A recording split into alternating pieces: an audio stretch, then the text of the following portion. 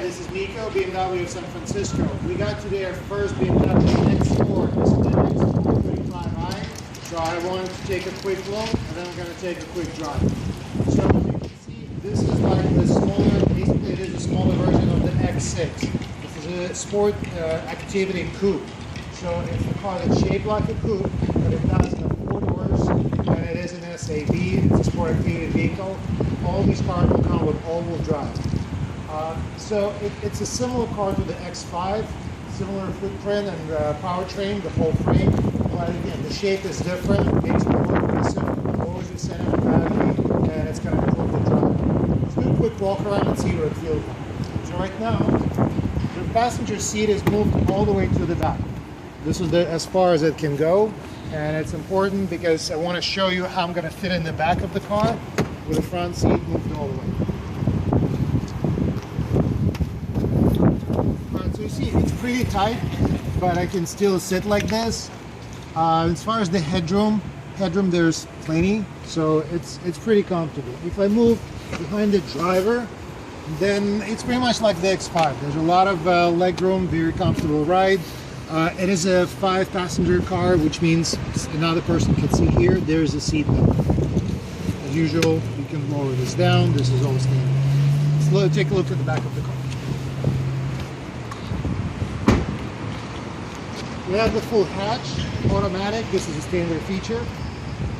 And the privacy cover is in 2 pieces. One piece is attached to the glass. Either one can be removed. We're just going to take this one out. And as you can see, this is the 40-20-40 split, so 3 pieces.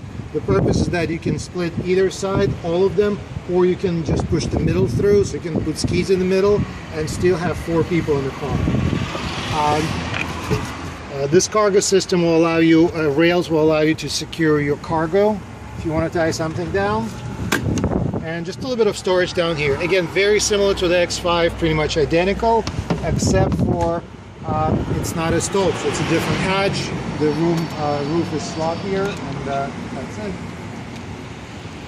So the car looks beautiful. Obviously, you're going to sacrifice a little bit of room compared to the X3, but let's see what it's going to do on performance. All right, so now I'm going to take it for a drive. One thing inside the car, because of the shape of... All right, so now we're going to take it for a drive. Before that, one thing that's different compared to the X3 is the sunroof. Because of the shape of the roof, it's only a regular small sunroof, not the panoramic sunroof, but it is a standard feature. On driving, there shouldn't be any surprises with this car. It's the regular 35i engine, and same 28i engine is available, so it's parallel to cars like the 3 Series, the 4 Series, the X3 basically. One thing that's different, again, because of the shape of the car, and that could be a downside for a lot of people, is the rear visibility. If I'm looking in the mirror, and the rear window is very, very small. If you want to turn around the camera just to show. So it's pretty narrow. I can see the car, I guess, behind me, but for parking, it's going to be pretty inconvenient. The good thing is that these cars come standard with rear parking sensors, and I would definitely get a vehicle with a driver assistance package, so I'm going to have sensors and the camera. Other than that, this layout is pretty much identical to the LCI X3, the facelift for 2015.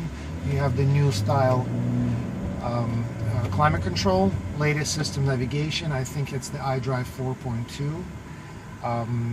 There are more accents. The car looks a bit nicer. This chrome trim here, wood trim is standard.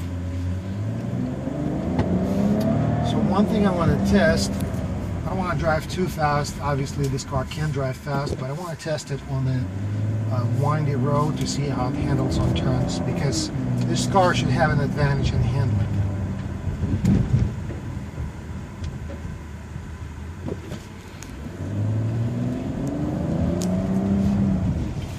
Sounds pretty good. Again, these cars are all-wheel drive. So far there's no S-Drive version, might come out later. There's no diesel version.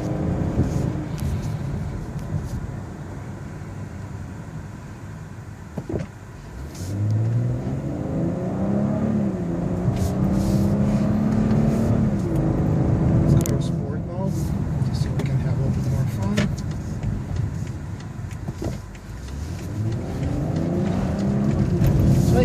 definitely feels different. You throw it in the corner, it responds differently from the X3. This car was much more nimble, much more performance-oriented feel.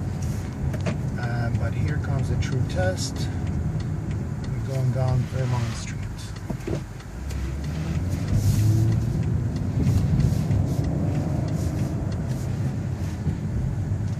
Alright, here we go.